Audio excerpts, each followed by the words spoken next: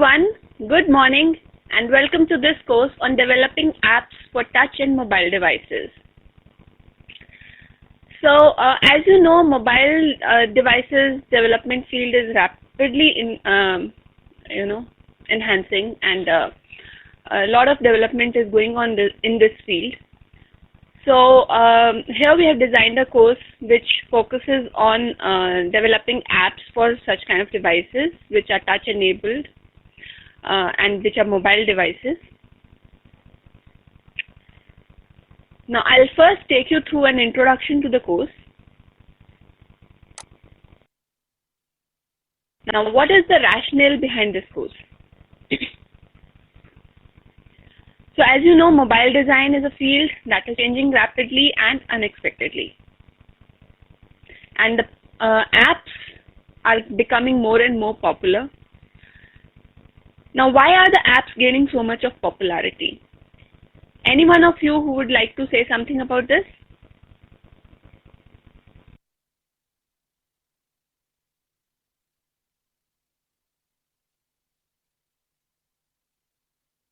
I'm waiting for responses. Okay, so somebody said that they are more user-friendly. Anything else?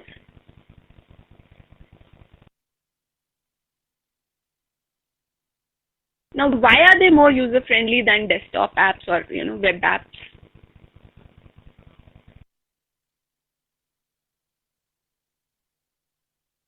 To change life in easy way, okay. So how does it change your life? Portability, touch and feel, okay.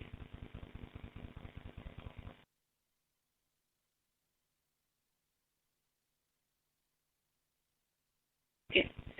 So basically, what we all agree on is that mobile devices make our life easier. Why? These apps make our life easier because the functionality is accessible to us on the move, wherever we are, whatever time it is. They are user-friendly, fast interface. Okay. So yes, they are user-friendly. Why they are user-friendly? Because they are accessible anytime, anywhere.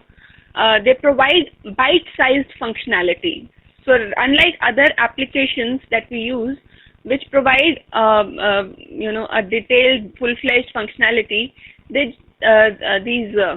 mobile apps are generally designed to provide bite-sized functionality, whatever is required. Okay, and of course they are more simple to use, easier to use, and more convenient to use because of their availability anytime, anywhere. You can access them from anywhere. You don't need to be sitting on a desktop computer or a laptop to be able to access them. You can access them even while you're traveling, while you're going somewhere, during a meeting, a break in the meeting. So anywhere you can access them.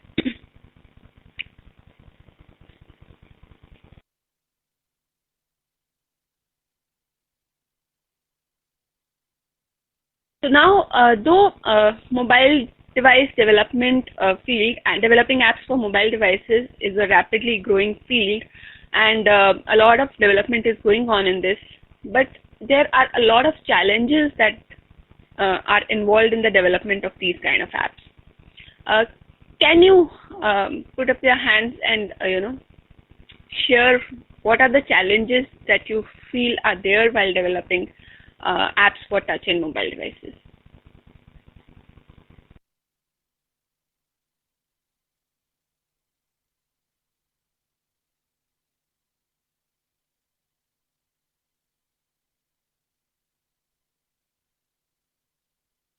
User interface, technology, knowledge.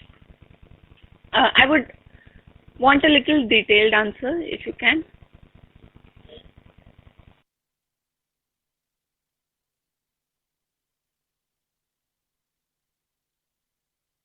All apps may not run on all the platforms, a very important point. So this is the biggest challenge because there's so many different platforms which are there. There is Android, there is iOS, there is BlackBerry. And within all these, there are different form factors, different types of devices, like you have mobile phones, you have tablets, you have phablets. Any idea what is a phablet?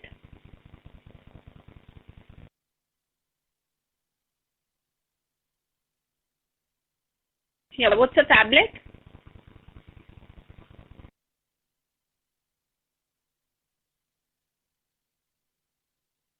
Phone plus tablet. Okay, so it provides combined functionality of both phone and a tablet. Okay, so considering that this range of devices which is there, range of platforms which is there, and range of screen sizes and resolutions which is there, designing apps for touch and mobile devices is a very, very challenging task. Okay. So now, how does this course address this issue? So there are two important things. One, how to design apps that can run on different, screen sizes, resolutions, and how to design apps in such a way so that they are kind of user-friendly, people like using them, and they get a good experience out of them. Because there are a number of apps which are created, and you know that there are so many apps which are there on the App Store. But do you think all of those apps get used? Any idea about that? There's so many apps on the App Store. Do we use all of them?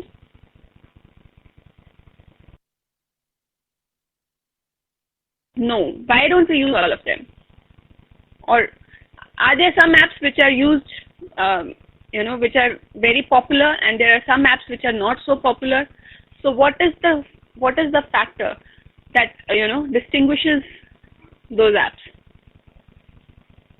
It is used according to our requirement, yes, of course. But let's say you have a messaging app like a WhatsApp. Now WhatsApp is very popular. There are some other apps also which provide similar functionality, but they are not that popular. Why? What could be the reason?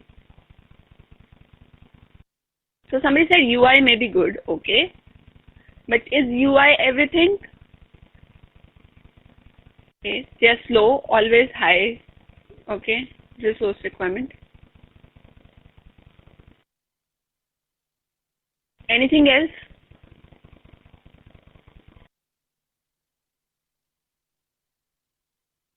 So there are multiple apps that provide similar functionality, but out of them there are some apps which are very popular, but there are some apps which are not so popular.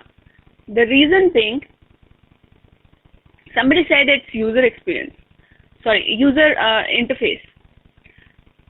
But if the app has a very good interface, but it doesn't perform well, will somebody use it? No. Okay, so it's more about user experience rather than user interface. So what kind of an experience does the user get while using your app?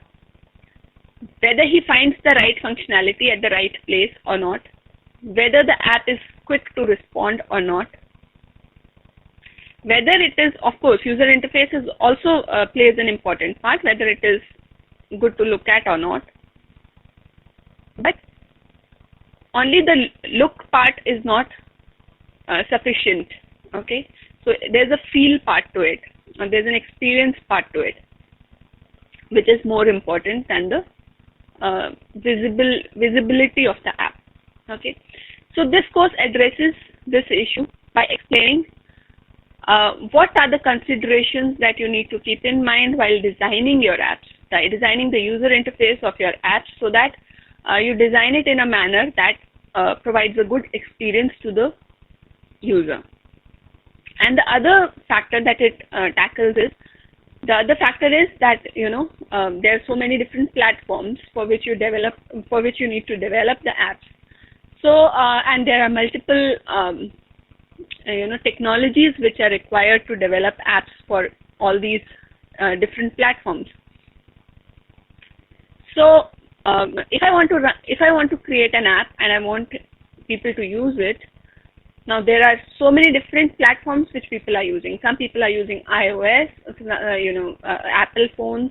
Some people are using Android phones. Some people are using Windows phones. Some people are using Blackberries. So I want that my app should be able to run on all these different platforms. But if you go by the standard, applications which are developed for these platforms, so we need to learn different technologies for each of these platforms. Like for developing apps for a Windows phone, probably you'll need to learn C#. For developing apps for an iOS, you'll need to learn Objective-C. For Android, it will be Java, and so on. So the other issue that we are going to address is how to develop an app once which can run across different platforms, different devices, right? So we're learning about cross-platform app development. So what do we mean by cross-platform? That we develop an app using a common set of technologies, and then we develop it in such a way so that it can be ported across different platforms such as Android, iOS, Windows, and so on.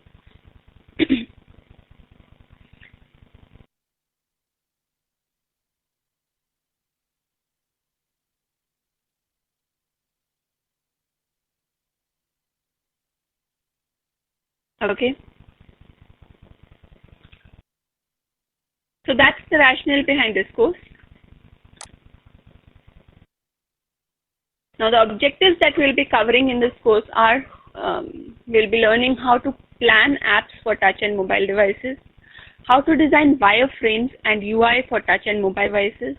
Any idea what is a wireframe?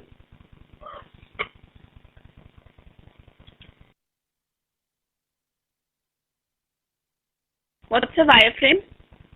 Looking from responses.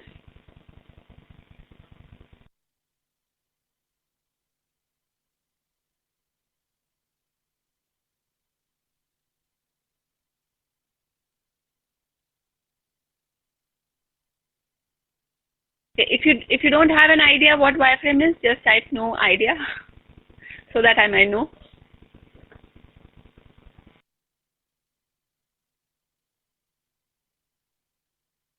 No idea. Okay. Okay. So we'll be discussing wireframes in detail when we come to that chapter. But it is like a sketch of the user interface that you're going to build, so that you get a fair amount of idea what kind of, before you start developing an app and designing its user interface, you create a sketch of it using a basic paper and pencil or maybe a tool, and then you get a fair amount of idea what your app will look like, and you can also showcase it to your customers, your stakeholders, and get their approval on that. Okay, so that is what a wireframe is. Kind of a prototype, you can say. Okay. So then we'll learn how to design mobile UX patterns. We'll learn about design mobile UX patterns. Then learn how to design prototypes for touch and mobile apps. Then how to develop cross-platform apps. How to use sensors to capture data. So like we'll be learning how to develop a simple cross-platform app, but we'll also be learning how to access the various device features of the phone. So let's say there's an iPhone and there's a Windows phone. So each of these different types of phones have different types of features which are inbuilt into them. They have different device capabilities such as camera and different types of sensors that you can use on your mobile devices. Okay, so how to access those those device features like an accelerometer or a camera or whatever. So we'll be learning how to use these things. Then we learn how to use cloud services in mobile devices, in mobile apps rather. And then finally we learn how to publish and monetize an app.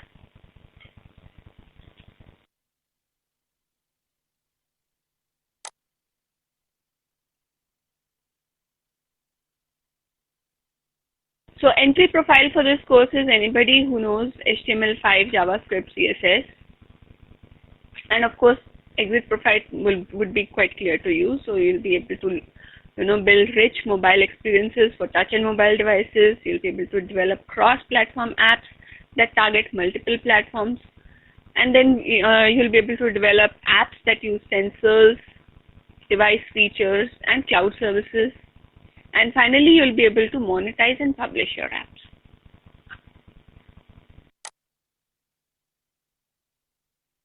This is the standard thing. I'll just skip this part and I'll move on to my first session slide. Okay, one more thing before I proceed to the session. This course would require you to use a virtual machine. I hope all of you have received the virtual machine at your centers. Looking for responses?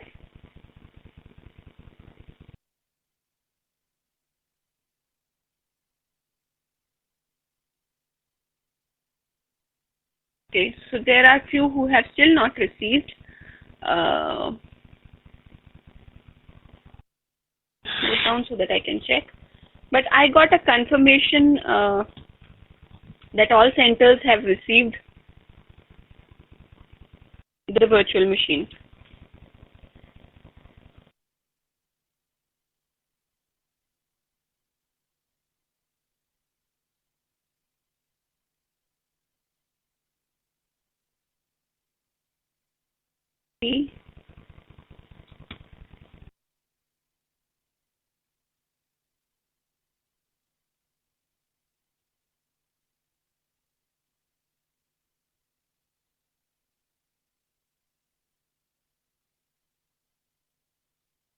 Okay, so Ghatkopar, CP, Gurgaon, Old DLF, and Sector 32. And anybody else who has not received?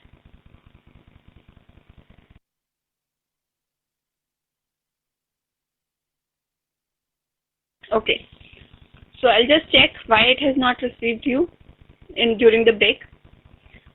In the meantime, right now we don't need the virtual machine, but we'll be needing it tomorrow for sure. So we must ensure that by tomorrow at least it reaches all these centers. Okay. So here we are on the first session.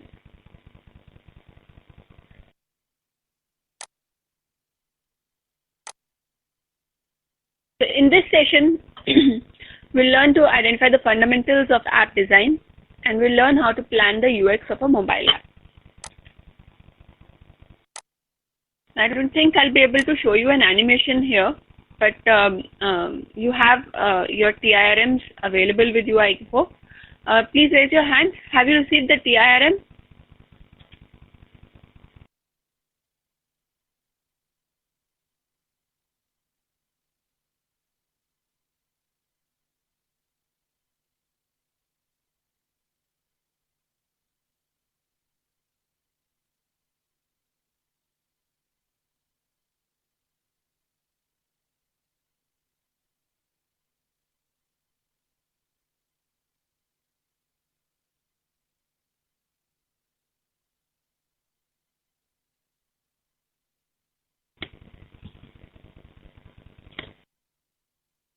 Okay. For those who have not received the TIRM, I'll just check. But I think most of you have already received the TIRM. So in the TIRM, you'll find this animation. You can look at it during the break. Right now, I'll proceed to the next slide.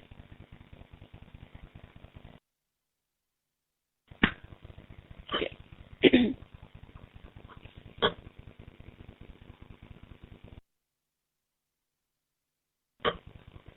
Okay, so as we discussed already that mobile devices are very convenient to use, and that's why the mobile apps are gaining so much popularity, and more and more users are moving towards mobile apps.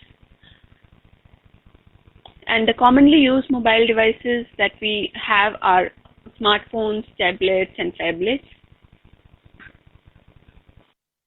Now, greater the number of mobile device users, more is the demand for revolutionary mobile apps providing variant features.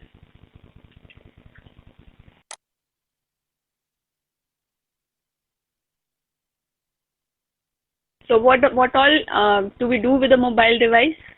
So we use it for playing games, listening to music, accessing news and weather information, reading books, finding directions and locations, booking movie tickets, and several other things which are there.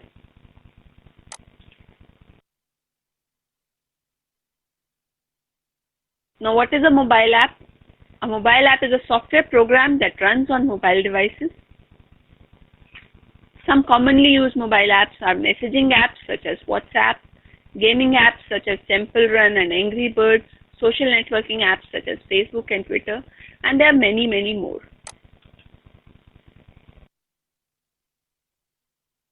Now, we already discussed this. What is the factor that makes what are the factors that make an app popular, or an app that the users like to use? So it depends on how well the app is designed to meet the user expectations and requirements. So there's a set of requirements that the user has, a set of expectations. So if the app meets the requirement but doesn't provide a good experience, even then the app may not be used, right? So it has to meet all the requirements, plus it has to meet the non-stated requirements, which are like the expectations that the users have. So of course the look and feel of the app should be good, but the thing that is more important is the experience that the app provides. So there are two things to an app: the look and the feel. So look has to be good, also the feel has to be good.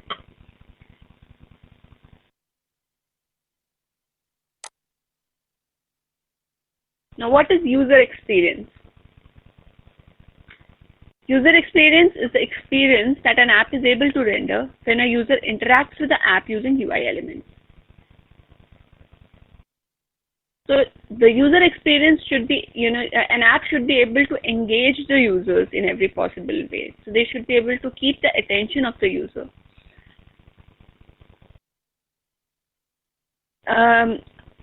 So that is why to engage the users, you need to have an intuitive UI and a user-friendly UI. Okay, intuitive. What does intuitive mean?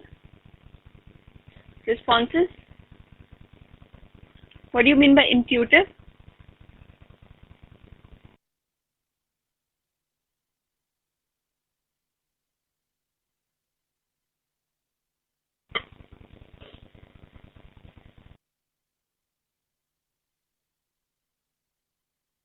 Anybody else? What do you mean by when we say that an app should be intuitive? Spontaneous? No.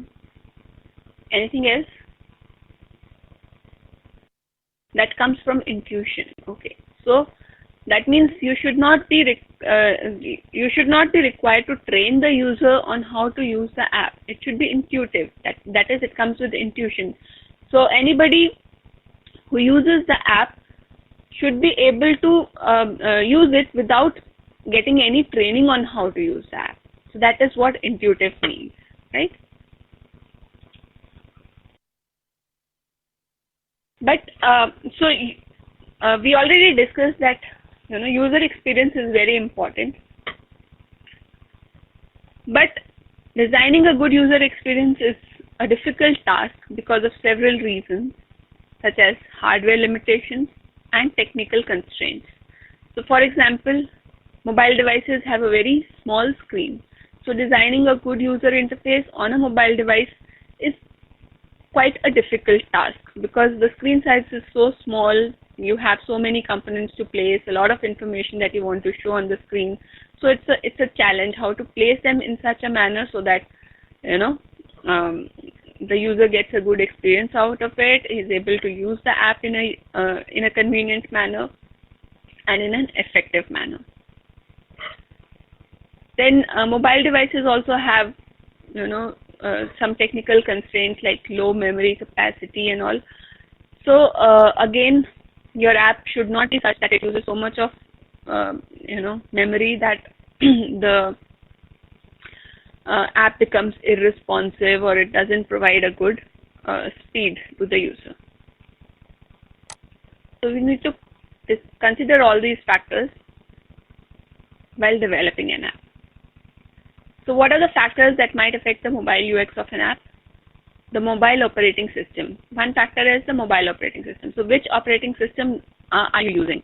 Are you using a Windows operating system or an Apple platform on which you are kind of developing your app?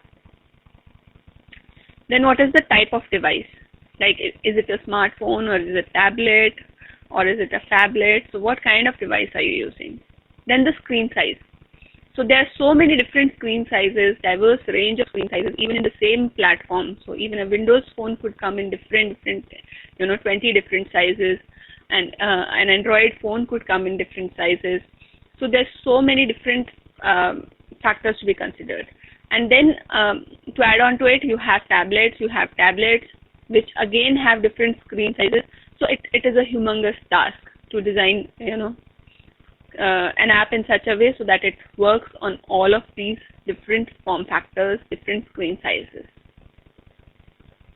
Then the mobile carrier. Mobile carrier refers to a company such as Airtel, Aircel, Vodafone, which provides connectivity services to your mobile apps.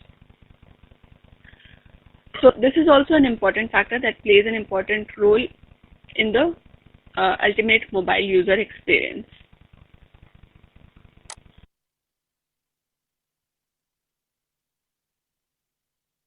So how does mobile OS affect the user experience? So what is mobile OS? It is the operating system designed for mobile devices.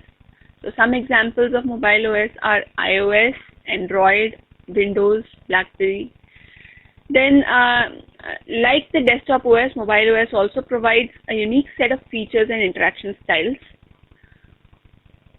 The unique features provided by various kinds of mobile operating systems affect the user experience across devices. So, of course, different mobile operating systems, different platforms have different features, different interaction styles, and all these will have an impact on how the user uses the app and what kind of a user experience he or she gets. Then the type of device.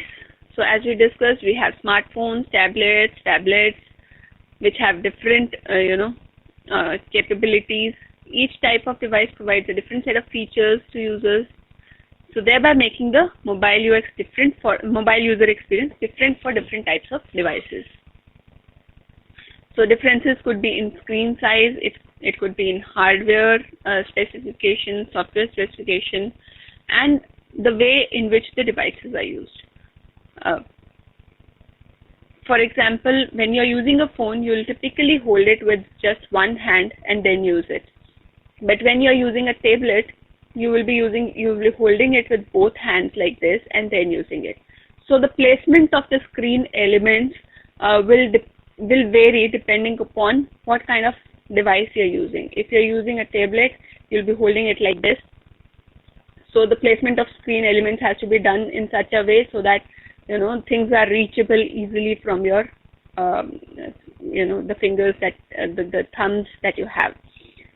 But when you are using a smartphone, you'll be holding it something like this with just a single hand, and then the placement of buttons has to be done in such a way, placement of all the screen elements has to be done in such a way so that commonly or used elements are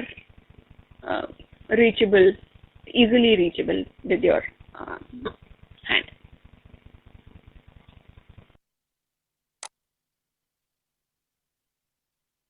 Then we already discussed the screen size factors, and that there are so many different types of devices. Each type of device, each type of platform comes in different screen sizes and resolutions.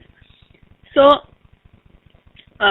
this is an important factor when you design a mobile app. You have to design a mobile app in such a way so that it will render properly on a majority of screen sizes or on all different kinds of screen sizes which are there.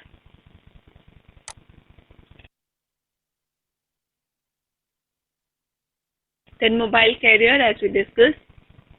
Mobile carriers enable users to connect to the web by providing internet connectivity. Mobile apps that require internet connection depend on mobile carriers for their execution. Execution of an app depends on the bandwidth that these carriers provide for the internet connection, and low bandwidth would result in the in-session timeout. If the information that needs to be accessed from the web takes more time to load than the time specified for the session. So you have to consider all these factors while you are developing your apps so that users get a good user experience. So the session timeout value cannot be so small that, if the internet connection speed is slow, so this thing should not just fail, and it should actually provide some kind of a good user experience.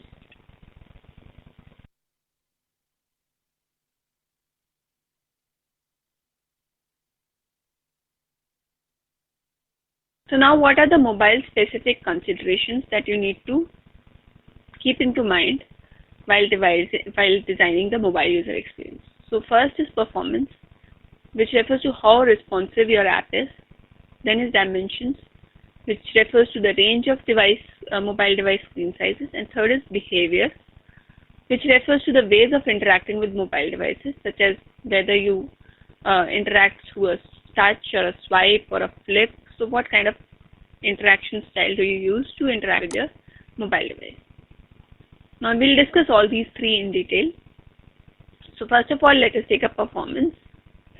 So performance of a mobile application is defined by the user's perception of how well the app performs.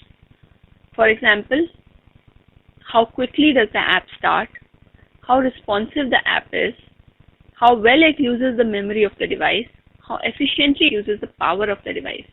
So, and generally, if an app eats up the power of the device very quickly, so that kind of an app is not generally preferred by the users because they have to charge their device too often. Okay, so an app should be designed keeping all these factors in mind. So of course, response time and how quickly the app loads or starts up is an important factor, but there are some other important factors also, like the app should not eat up so much memory or should not use so much memory that other apps on your device become slow, or it should not eat up the power of the mobile device so quickly that the user has to charge every now and then.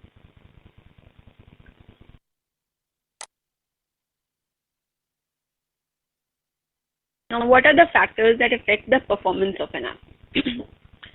So, the first is users' expectations.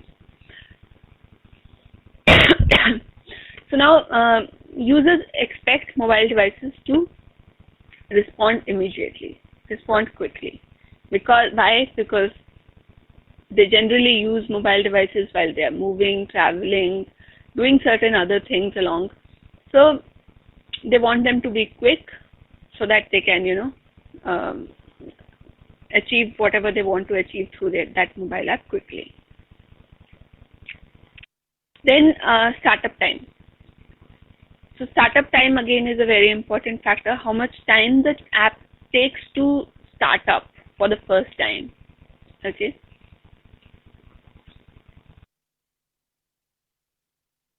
So apps should have a low startup time. That means they should start up pretty fast. Then next is page load time. So once the app has loaded and once you are moving from, you're using one page and then you move on to another page. So how much time does that transition take to load another page? So again, that should be, the time should be less so that users get a good experience. Then the memory usage. So as we discussed, memory usage is very important. The app should not take up too much of the total available memory of the device, as it will impact the performance of the other apps. Then the power usage we already discussed, that app should not consume too much of power, because then the user will have to keep charging his phone every now and then, or device every now and then. Then is dimensions. Dimensions indicate display size and resolution at which a mobile app will be rendered on the target device. Now, since there are different devices which are on which we are using the app, so the devices that access the mobile app do not have a fixed dimension, so which becomes a challenge, and we need to take care so that it doesn't become a limiting factor for our mobile devices. For our mobile apps.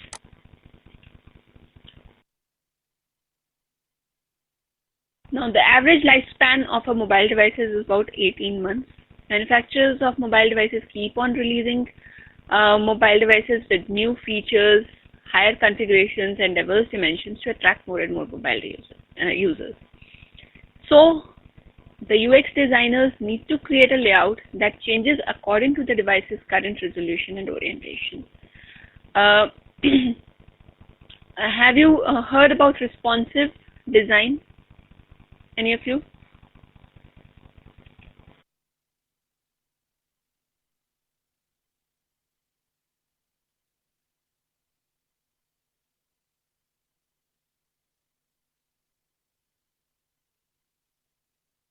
I'm waiting for responses. Okay. Anyone else? Yes. Okay. Anybody else who has heard about responsive web design or responsive design? Okay. Shruti, I am taking you on air. I would want you to explain this to the others.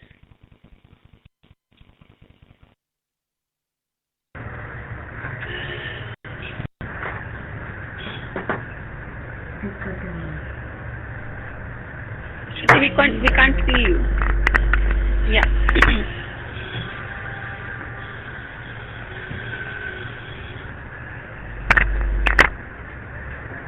Responsive design would be where you have lot of interactions with the user. Lot of interactions with the user. I mean, like the design. Okay, I don't think that exactly answers the question correctly. So anybody else? Jaya, would you like to try? Thanks, Shruti. Jaya, I'm taking you on air.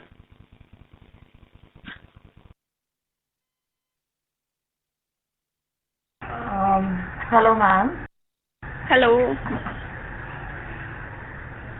Can't see you completely. Okay, yeah. No, it is fine. Yeah. Responsive designs means it is changing according to the new orientation. If there is like OS is being developed, like there is upgradation from KitKat to Lollipop, so the app should also change accordingly. According to what? According to the OS upgradation. Yeah, changing the platform. Okay. And also it should not degrade the previous performance. Okay. No, I'm afraid this does not answer the question correctly. Anyways, thanks, Jaya, for sharing your response. Anybody else who would like to try?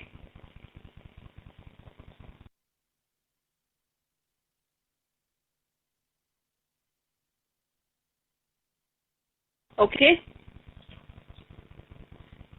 So let me answer this for you. Did we get any responses? No. Okay. So responsive design is about designing an app or an application in such a way that the user interface elements on the screen, they adjust themselves according to the screen size available.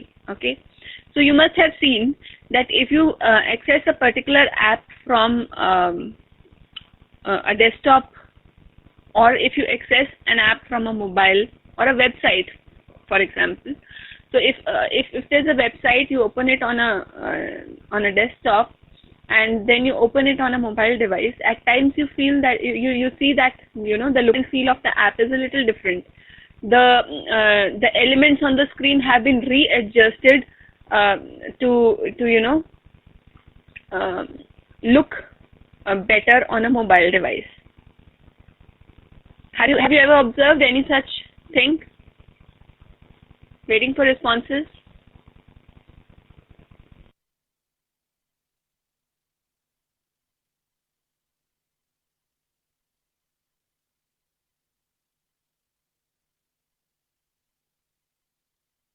Anybody else?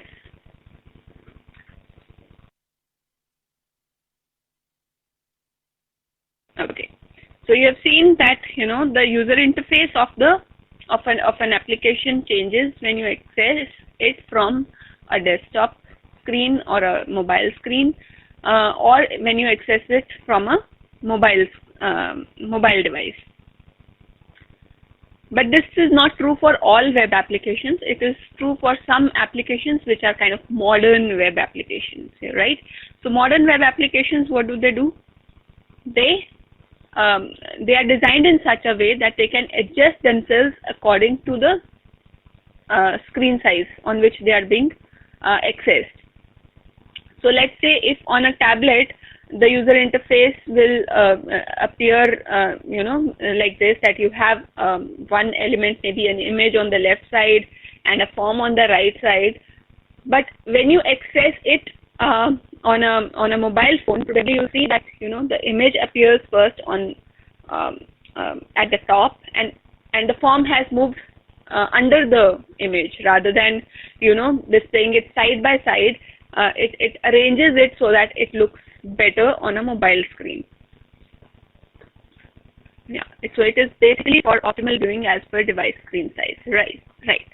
So this is what I was talking about when I said that you need to create the layouts that change according to the device's current resolution and orientation. So from whichever device you are accessing the app, based on that, whatever is the screen size of the app, whatever is the orientation of the app. So not just the screen size, it is also about orientation. So right now I may be accessing my mobile device like this in portrait orientation, and later I may be accessing it like this in landscape orientation. Okay, so according to whatever is my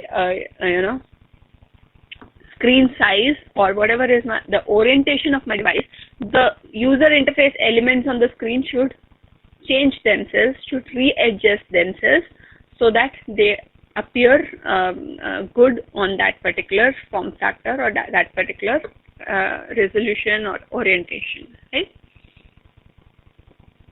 Anybody knows about media queries, what media queries are?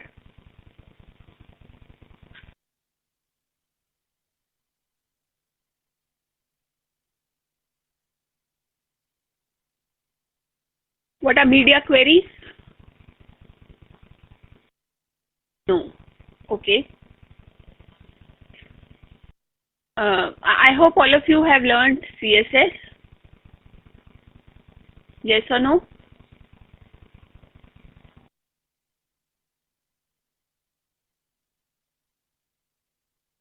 Okay.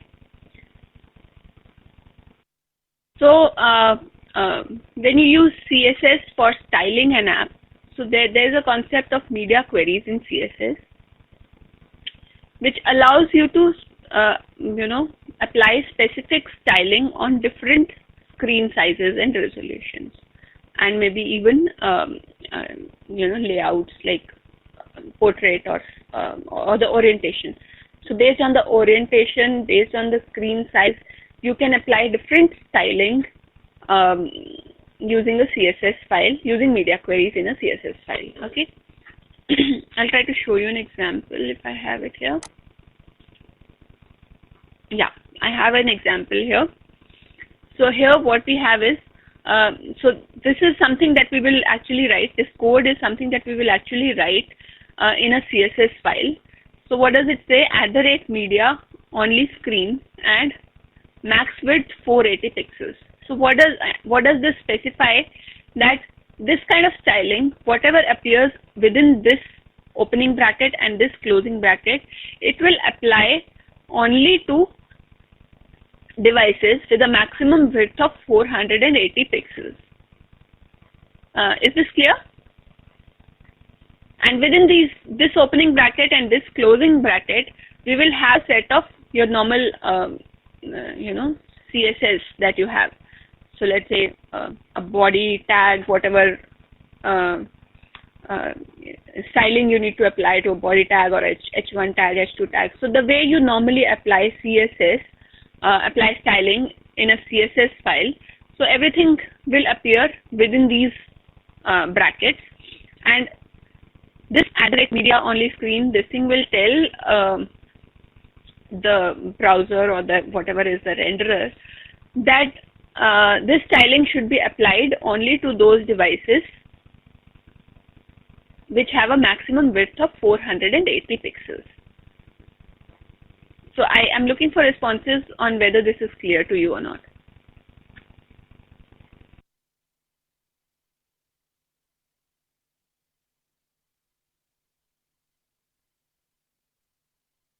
So it's clear now? Okay, very good. So we are good to move ahead.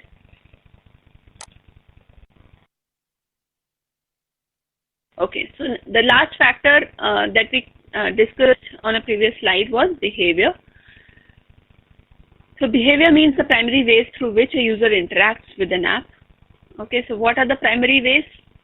Touch gestures and form interactions. So you can either interact with an app through touch gestures, through a tap, or a press, or a swipe, or a flick. So all these are different gestures that you use while interacting with an app. And then there are form interactions, which means that when you have to fill up a form, maybe you have to enter data in a text box or something. So at that time, so when you tap a text box or a text area, so a touch-enabled contextual keypad is what appears on the screen, right? So users can use that touch-enabled keypad to enter the data into the forms. So while designing these apps which involve such form interactions, you have to ensure that, because the keyboard comes up and it takes up some part of the screen, you have to ensure that it doesn't overlap the form element in which you are actually entering the data element. So it should not cover that form element in which you are entering the input. You are entering some data. So this is a kind of consideration for designing apps that involve form interactions. Now these are the various touch gestures that we have. We have a tap, double tap, drag, swipe, flick, pinch, spread, and press.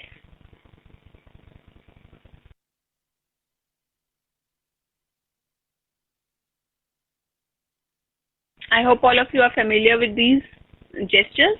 Yes or no?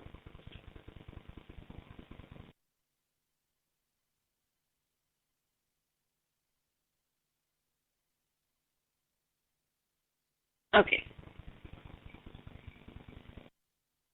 Good. So let's move forward. Okay. So now what are the factors that affect form interactions in an app? So first is screen area, because the screen area is very less. So it is possible that when you are entering data in a particular field element, the data element, the field may get hidden behind the contextual keyboard that appears.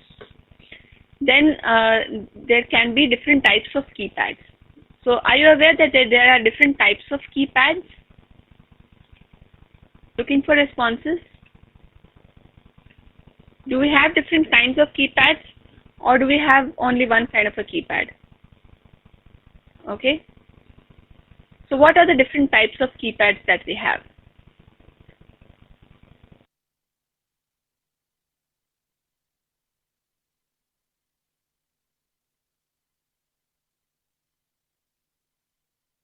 So you may want to, use your mobile devices and see that when you are entering an email address, at times you'll see that the keyboard, the keypad has different keys instead of the regular keys that you have when you are entering an email address. You may have keys which contain characters which are usually required in an email. Okay, and those fields which are not important for an email may be kind of available on the press of a button. So they will definitely be available, but they may be accessible on pressing an additional button. But those common elements or common characters which are always there on an email address, they will be shown on the first screen of the keypad, right? Similarly, when you are typing a URL or when you are typing a number, let's say. So when you are typing a number, you don't need characters. So if my field requires numeric input, I don't need to show characters, right? So I can show only the numbers. So I can display my keypad in such a way that it has only numbers and no characters, or very less characters. So here we are showing different types of keyboards. So there's an Android keyboard. Then we have number keypad of Windows Phone. So here we have a number keypad of Windows Phone. So it's showing only numbers. Then we have Windows Phone keyboard and URL keypad of Windows Phone. Again, you can see that you have a .com here, so that you don't have to type a dot and a com separately and a com separately. You can type it all together by just pressing a single button, right? Similarly, on the email keyboard of Windows Phone, it has the @ symbol and .com, so that it's easier to enter an email ID for the user. So these are some factors that you need to consider while designing your apps. But how can you ensure that the different types of keyboards show up? So when you are developing an app by using HTML5 and JavaScript, so the HTML tag, you have an HTML tag called input. All of you are aware about that? Just waiting for responses.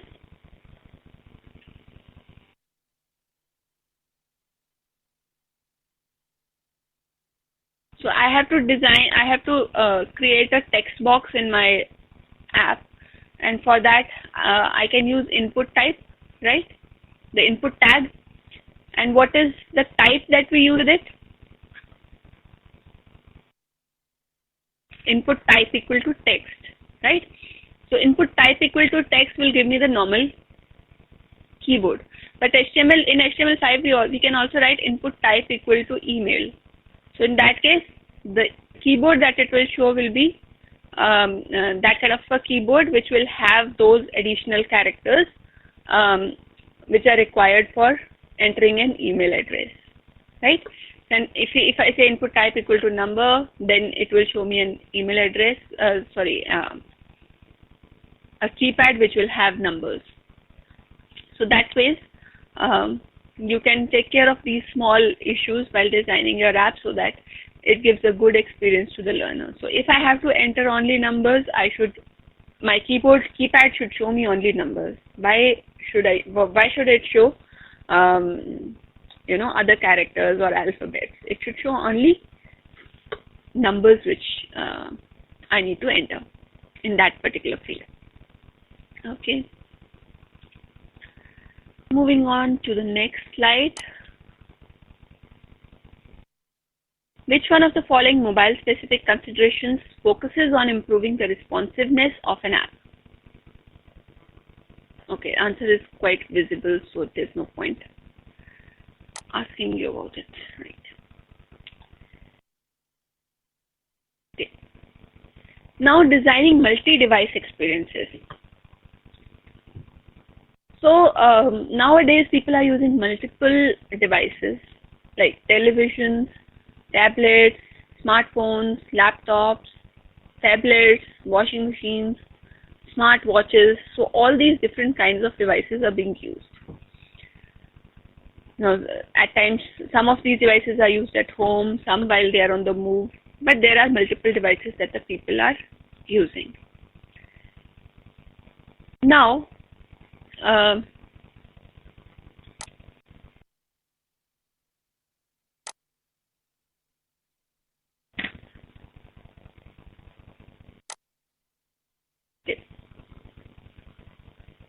Now, you must have noticed that, people, let's say, if I talk about the Facebook application, so people use it from their desktops also, they use it from their laptops, they may be using it from a mobile phone, they may also be using it from a tablet. So that these days people have or they own multiple devices and they use multiple devices at different times. They use different devices at different times, right? So if I have started using an app by using a particular device, my expectation would be that if I pick up another device in between, and I should be able to start from where I left. So if I had done something by using my laptop, then if now I left my laptop home and I'm just carrying my mobile phone, then I should be able to complete that action by using my mobile phone also, right? Plus, the devices that the users use can also interact with each other. So at times, you must have seen apps which convert your mobile phone into a remote for a television device, right? So you can use your smartphone as a remote for your television. So this kind of interaction is also happening between devices. So here we have a slide. It says the devices that the users use can also interact with each other. The multi-device world has enabled users to control one device from another. The multi-device world has enabled users to continue with the same task even on switching from one device to another. An interconnected environment of multiple devices is known as a multi-device ecosystem. So when a particular user is using different devices to complete the same action, or at different times he's using different devices to interact with an application. So this is called a multi-device ecosystem, and which is quite popular these days. So since people own multiple devices, they expect the app developers to be able to provide them a good experience when they switch from one device to another. So the 3Cs framework helps designers to create multi-device experiences. So what are the 3Cs in the 3Cs framework? They are consistent, continuous, and complementary. We'll look at the details of these 3 points on the next slide. So the 3Cs pattern enables UX designers to design effective multi-device experiences that focus on the user's context. So what is the user's context right now? So whether he's on the move, he's using a smartphone, or he is sitting on a desktop system and accessing your app from there. So based on the context, he might be wanting to use different features, different functionalities, and he may also be wanting to, continue the task that he has left doing on the other device. So your app has to handle all these things. Now, what do we mean by consistent? Any ideas? Anybody who would like to try on this? What do you mean by consistent? We're talking about the 3Cs framework, which helps designers design good multi-device experiences. So when the user is using multiple devices, what are the considerations or factors that we have to consider? So one of the factors is consistency. So what would consistency mean?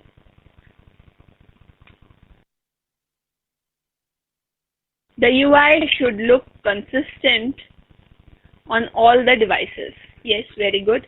So if you look at the Facebook application, so if you look at it on desktop and if you look at it on a mobile phone or a smartphone, so there's some consistency between the two. Of course, the functionalities may be different, the placement of the various UI elements may be different, and several other things may be different, but you will be able to recognize just by looking at your app that yes, this is the Facebook app, the same Facebook app that I use on the desktop also, right? Whatever device I use, the application should work in the same way, yes. The experience of the user with the app should remain the same for all the devices. Yes, very, very true. So it's not about just the look and feel, it's also about the functionality. So if I'm able to do a particular thing using my mobile device on the Facebook app, the same thing I should be able to do on my desktop also in a similar manner, right? So it has to be, user experience has to be consistent across different devices. Then continuous. What would you mean by continuous? Anybody who wants to try?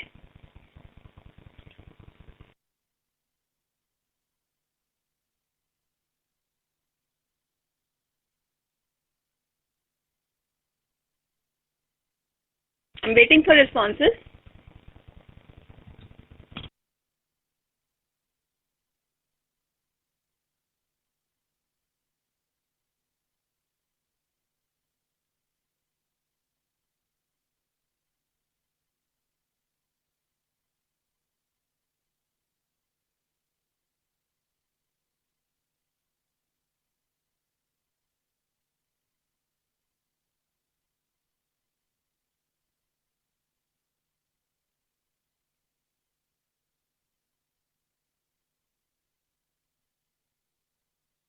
Flow of usage, like FB, we can continuously use any other apps also across different devices.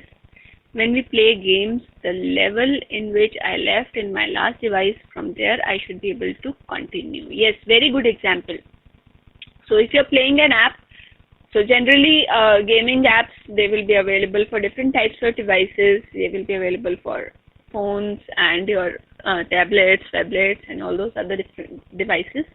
So if I was playing a game on a tablet and now I want to play the same game from my smartphone, okay, so the level at which I left on my tablet, I should be able to continue from the same level when I'm playing the game on my smartphone, right? So that kind of a user experience is what the users expect, the continuity, right? So it's continuous. That means whatever you left there, you are able to continue it from the same point by using a different device. Then complementary. Anybody who would like to attempt this?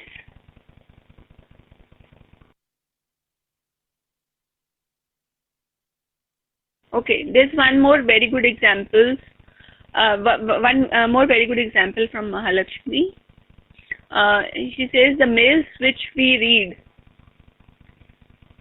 in desktop are marked as read in our mobile phone. Okay, so I have a email app on my phone, and the same app I'm using from my desktop. So if I have read a particular email using my desktop application, and now I'm looking at my mobile application, so I will be able to see that the mail that I had already read using my desktop application is coming as read. So it's not, so again the continuity is there. Okay. Complementary. Anybody who would like to try for complementary?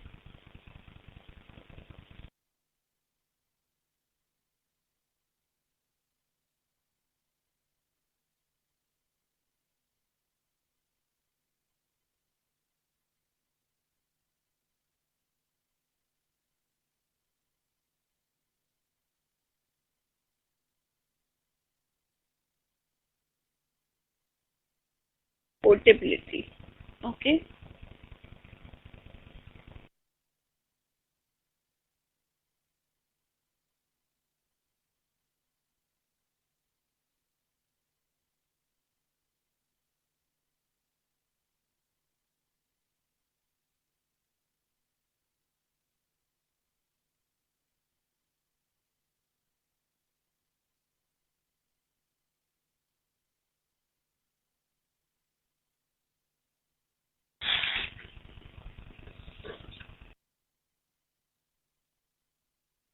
Okay.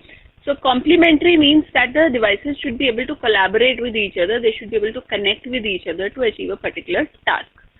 For example, there is an example called Google Chromecast. So what does it do? It is a media streaming device which, when connected to a TV, when you connect it to a TV, it enables you to access your apps on the screen of a mobile device, and then you can play this game or whatever you are accessing, on your mobile device. You can see it on your projector. You can see it projected on your TV screen, right? So that way, two devices are kind of collaborating with each other and working together to achieve a common goal, right? So users have now started expecting this kind of experience also. Okay. Now, another factor that we need to consider when we are developing mobile apps is what kind of app to develop. So there are different types of apps.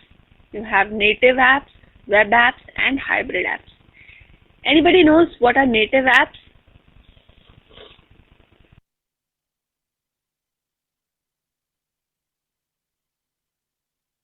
What are native apps?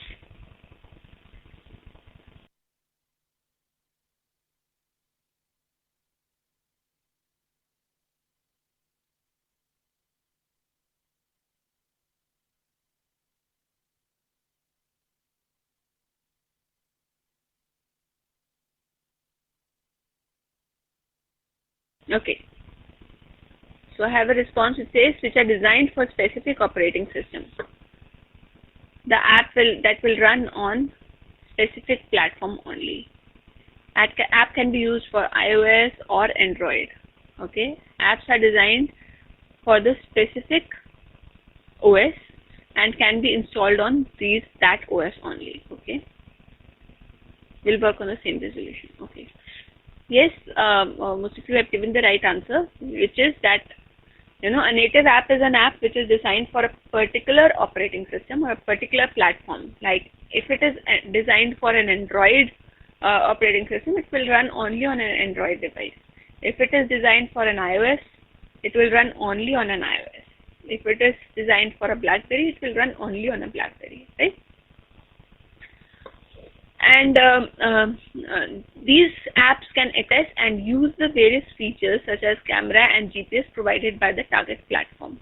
Okay, so since these apps are designed for a particular operating system, it is easy for them because there's a specific APIs available which these apps can use to access the device features like GPS, like camera, like accelerometer. So all these can be easily accessed and used in your native apps.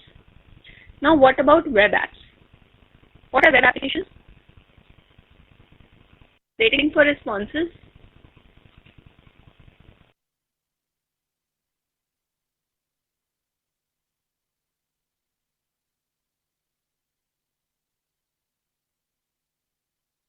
What are web apps? And how are they different from native apps?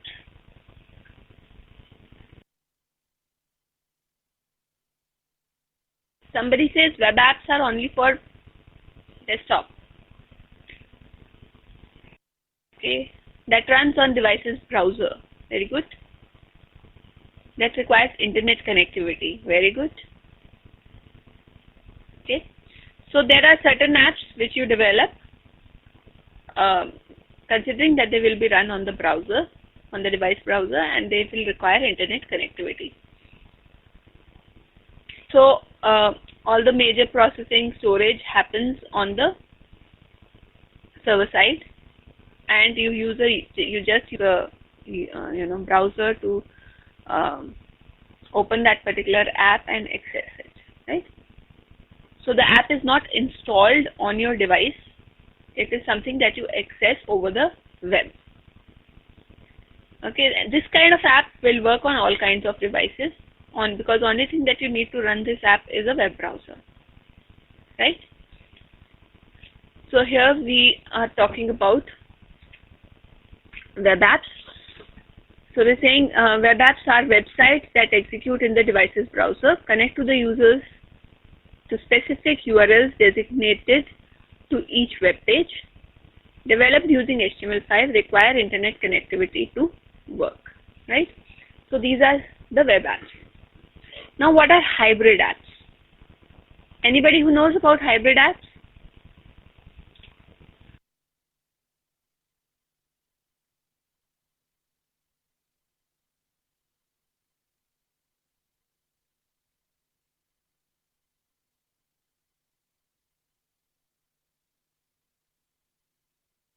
What are hybrid apps? Okay, so they will work on all platforms and operating systems. For example, WhatsApp. Okay.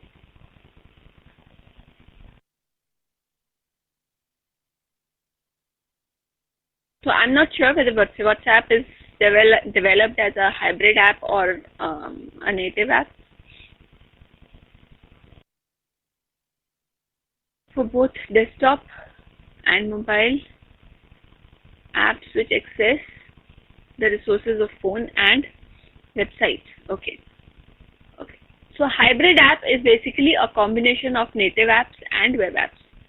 So they combine the features of both native apps and web apps, downloaded and installed through the App Store and reside on the device. So just like your native apps, which need to be installed on your device, hybrid apps also need to be installed on your device by downloading them from the relevant App Store.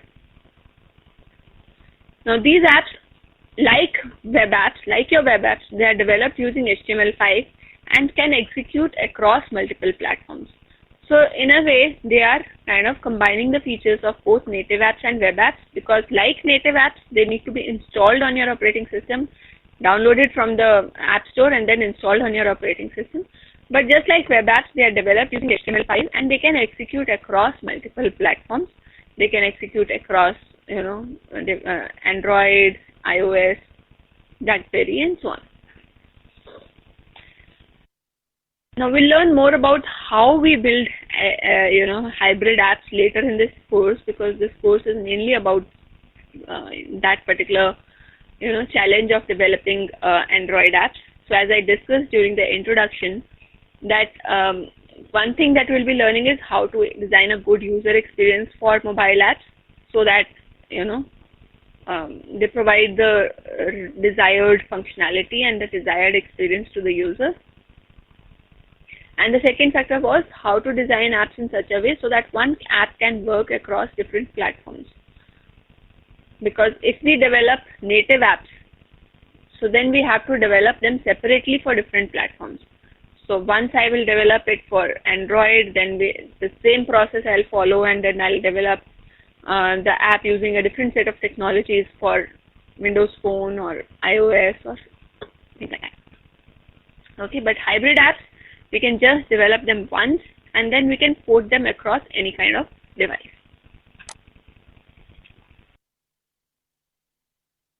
Okay, so here there is a group discussion on comparing the different types of apps on the basis of speed, device features, development resources, offline support, money, and time. Okay, so what we'll do is we'll have a discussion on this after this session. So we'll take a break here, and when we meet again at 11, we'll discuss what are the different types of apps on the basis of, how the different types of apps like native, web, and hybrid. These three different types of apps are there. How do they different in terms of how do they differ in terms of speed, device features, development resources, offline support, money, and time. Okay. So we'll break off right now for 15 minutes and we'll meet again at 11 o'clock.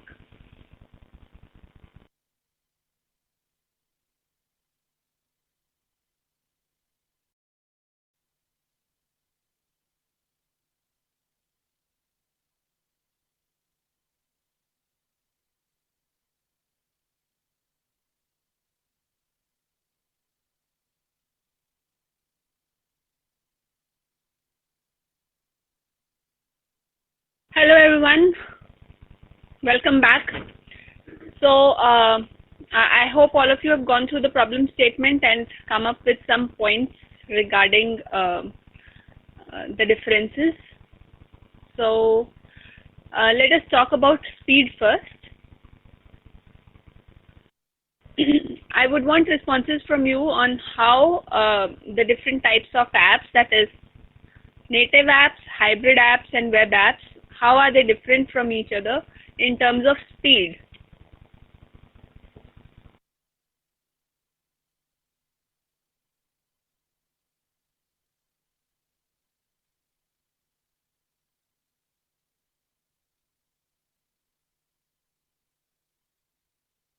Is everyone there?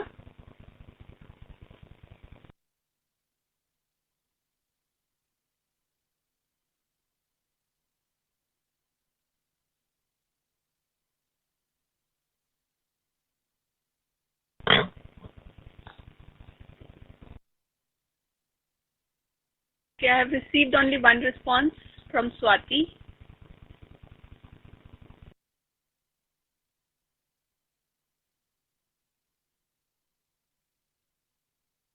Okay. So I've got one response. It says native apps are faster as they are very much compliant to the OS. Okay.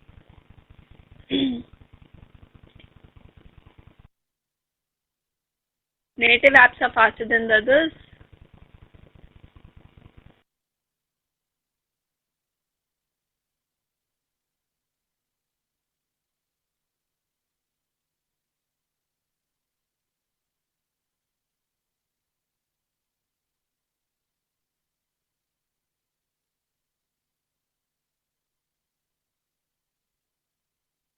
Has missed some part of the session. Okay, Soumya, if you have missed some part of the session, probably you can go through chapter 1 during the after this session, and if you have any queries, you can ask me tomorrow morning.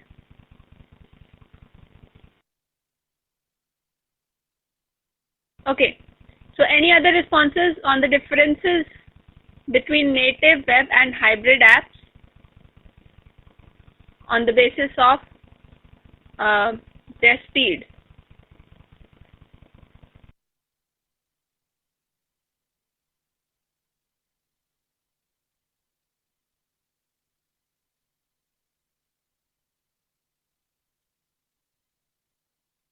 I'm waiting for more responses.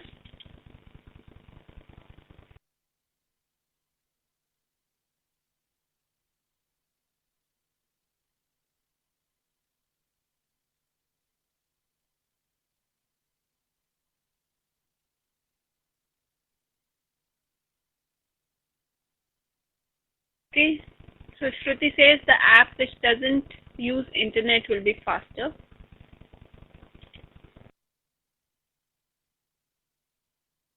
So of course the native app will be fastest. Why? Because it resides on the device. There's no internet connectivity as such, unless it needs to access some web service. But otherwise the app is installed on the device and it has access to all the device features. So it will be the fastest.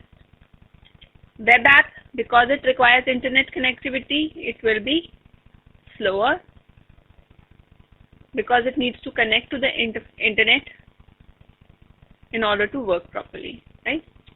And what about hybrid app?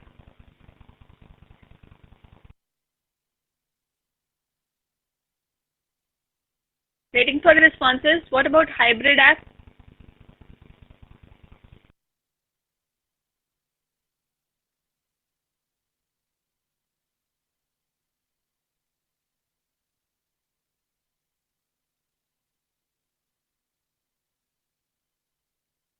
Okay.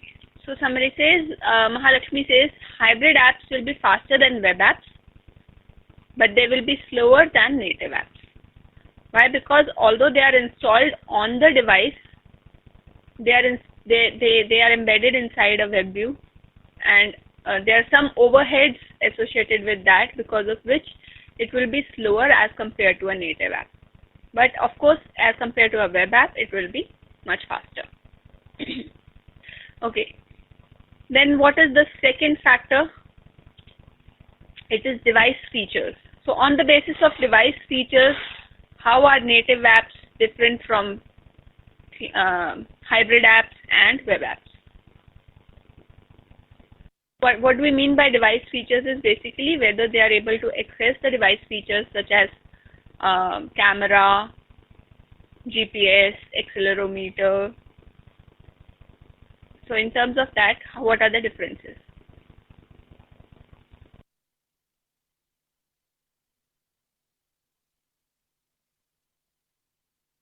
I'm waiting for responses.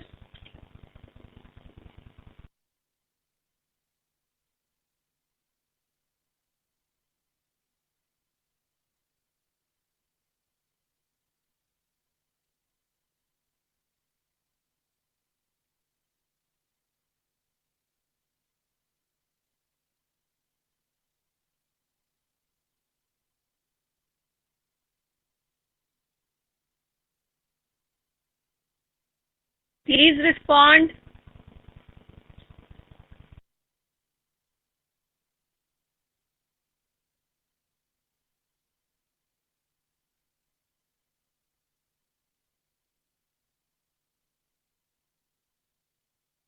So I have a response from Jaya. Native apps and web apps, all it will be able to access the device features. Okay. All will be able to access the device features? No. Actually, native apps are directly able to access the device features. Hybrid apps are able to access the device features with the help of some plugins. But web apps, they only have access to limited device features. They cannot access all the device features. Okay. Then development resources. So what kind of development resources are required for development of native apps, hybrid apps, and web apps?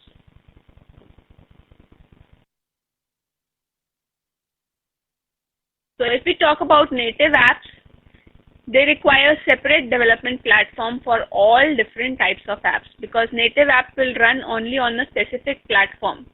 So that means if I have to develop an app for Android, for Windows Phone, and for iOS, then I have to have 3 different apps developed separately using different development environments. Okay. So it requires different native apps requires separate development platform and separate development resources for each type of platform that it needs to target. What about hybrid apps? Because they are developed just once and then ported to all the platforms, so we don't need separate development resources to develop for each platform when we are developing hybrid apps. And what about web apps?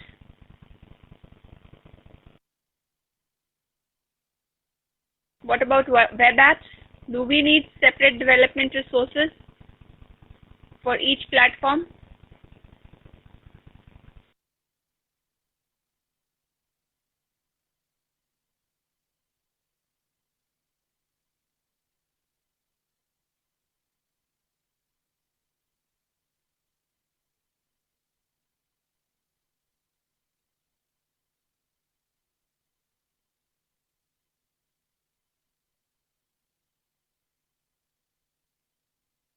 I'm waiting for responses.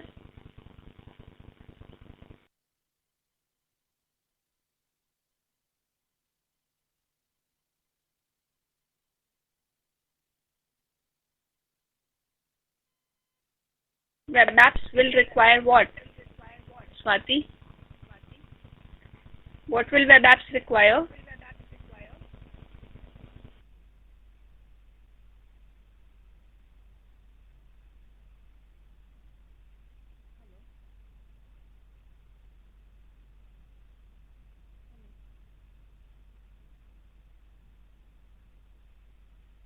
Yeah, I want you guys to participate. Please participate in the discussions.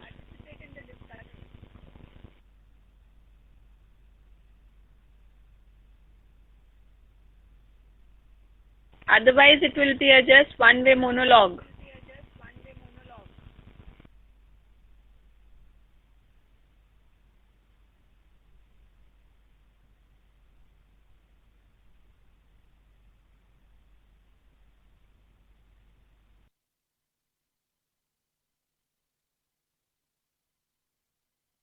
They will require browser-specific resources. Not sure what you mean by that. Okay, so hybrid apps, basically, because we develop hybrid apps by using common web technologies like HTML5 and JavaScript. So there are no separate resources required for developing apps for each type of platform. You just develop the app once and it gets ported to all types of platforms. Okay. Then offline support. Whether these apps can work offline or not.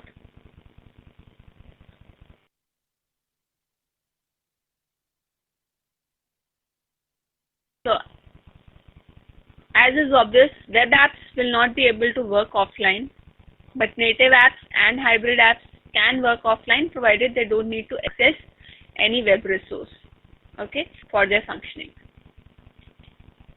So if there is a web service that they want to access for performing a particular task, then obviously they'll not be able to work. But otherwise, if all the functionality is available within the app, then they will be able to work offline. Yeah, I'm on this slide, activity 1.1. We are discussing all the factors. Can you see this slide? Somebody said that slide is not changing.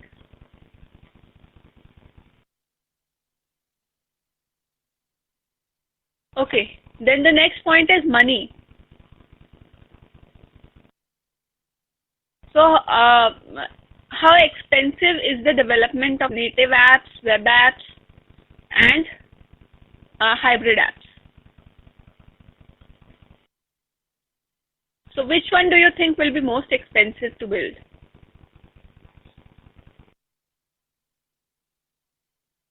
Which type of apps will be most expensive to build? Hybrid app. Why hybrid app?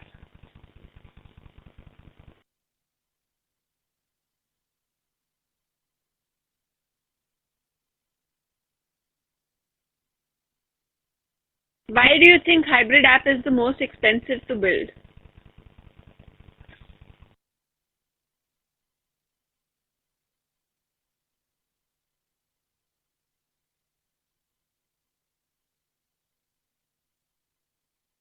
Because of the tool. Which tool? Because it is platform independent. Okay, any other responses?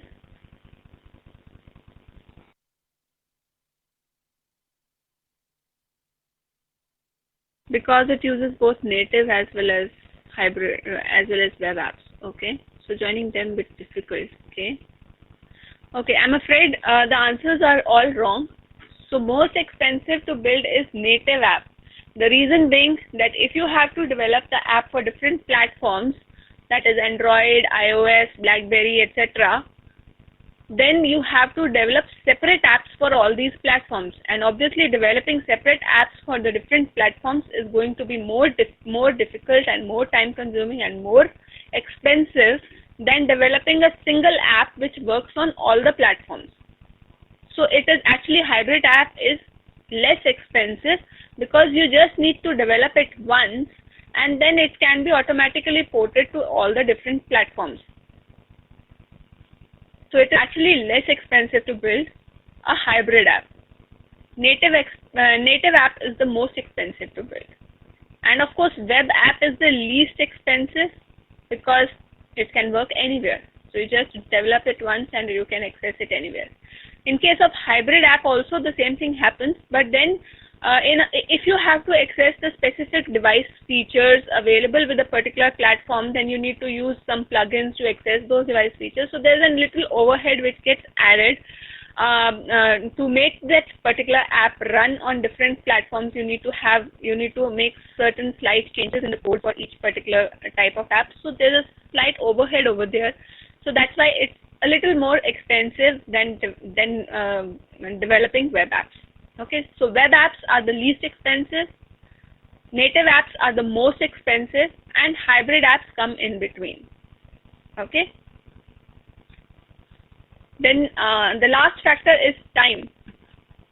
Which type of app do you think will take the most time to get developed?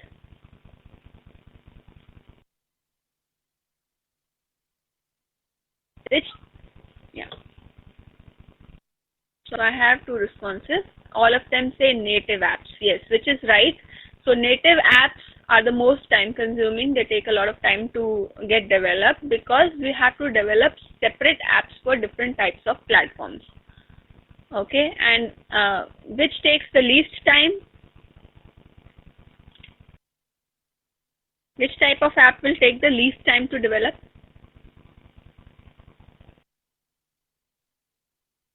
Yes, web apps will take the least time to get developed. Okay, so with that, this session gets over. I'll move on to the next session.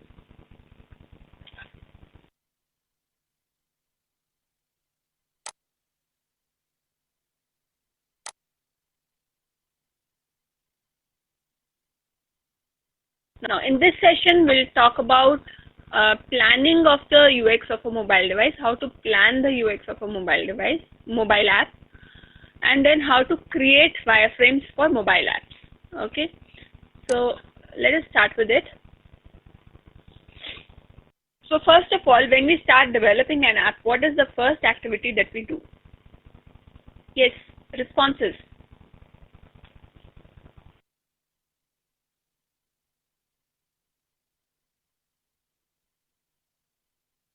What is the first activity that we do when we start developing an app?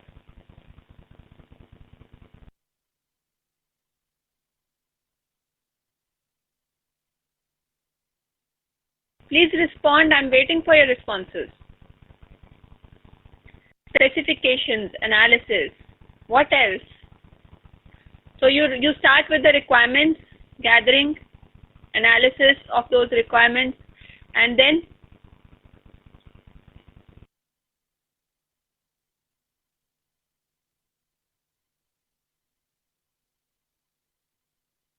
okay, so requirements analysis, and after that design. Okay, so that means you start with the design of the interfaces, the design of the different screens that will be there. Is that what you mean by this?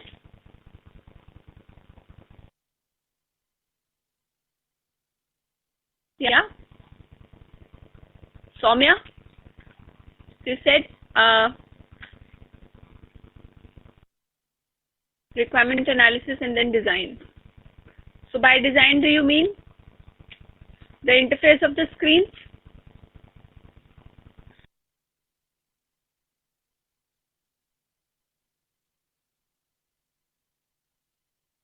Okay. So once you have understood the requirements and you're ready and you want to jump into the development, but before that you have to plan your app. How your app will flow. What will be the user flow? What do you understand by a user flow?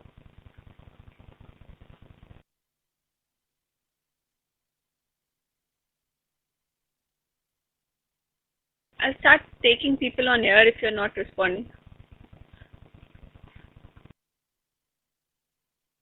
Okay. I'm taking Daily Studio on air.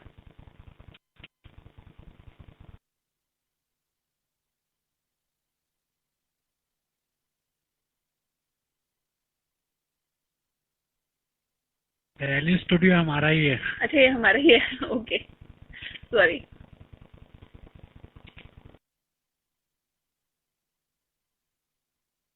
Okay, I'm taking Soumya Ray on air.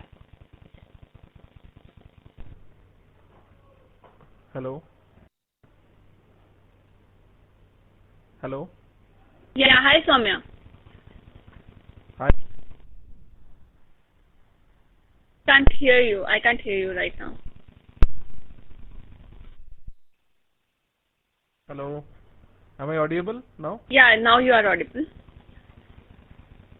Yeah. First, we will do the requirement analysis.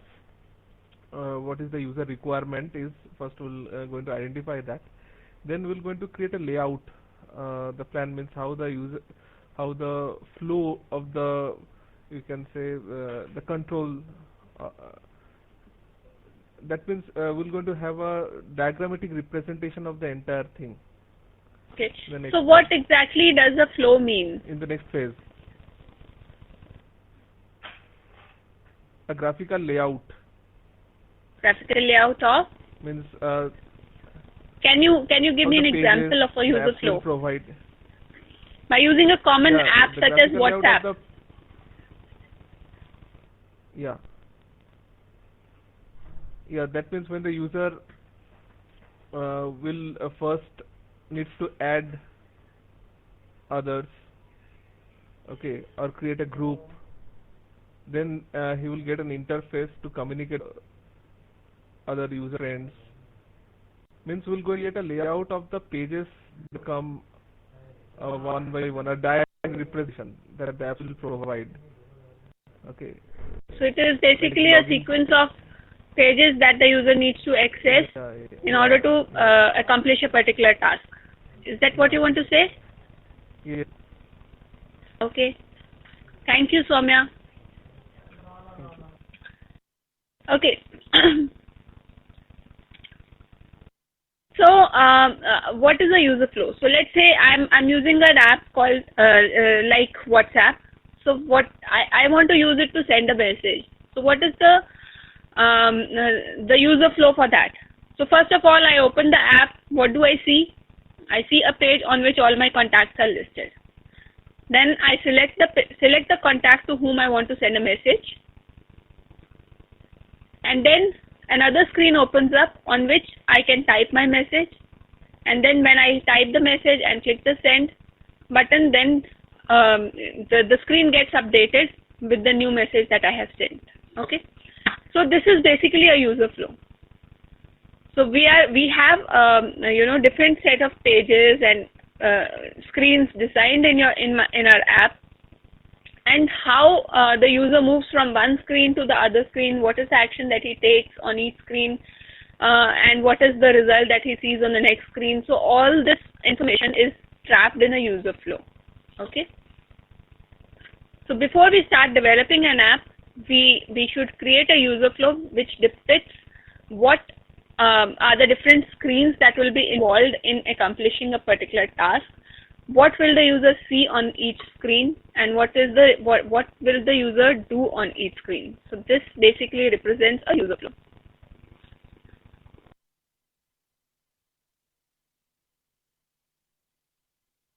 I hope this concept is clear. Concept of user flow is clear. Please say yes if it is clear.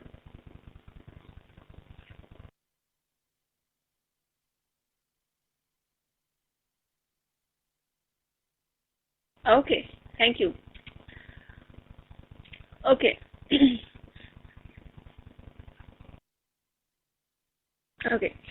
So first of all, we start with the schematic graphical layout of the app, which we call a user flow. Now, as mobile UX designers, it is essential for us to design highly effective user flows to make our app useful to the end users.